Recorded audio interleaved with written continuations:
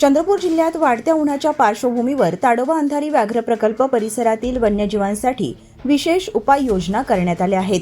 प्रकल्पाच्या बफर क्षेत्रातील सुमारे 1400 चौरस किलोमीटर जंगलात एकूण 617 नैसर्गिक आणि कृत्रिम पाणवठ्यांची व्यवस्था करण्यात आली असून त्यामुळे वन्य प्राण्यांना मोठा दिलासा मिळणार आहे.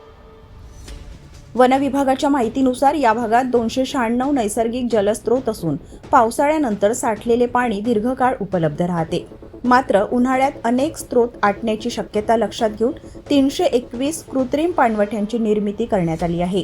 या पाणवठ्यांना सोलार बोरवेलद्वारे पाणी पुरवठा केला जात असून पर्यावरणपूरक पद्धतीने कोणत्याही वाहनाचा वापर टाळण्यात आला आहे. याशिवाय 148 मानवनिर्मित तलावांची उभारणी करून वन्यजीवांच्या पाण्याची गरज पूर्ण करण्यासाठी व्यापक नियोजन करण्यात आले आहे.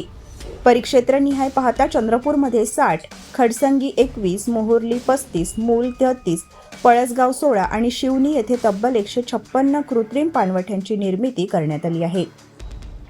या सर्व उपाययोजनांमुळे वाढत्या तापमानातही वन्यजीवांना पाण्याचा तुटवडा भासणार नाही असा विश्वास वन विभागाने व्यक्त केला आहे.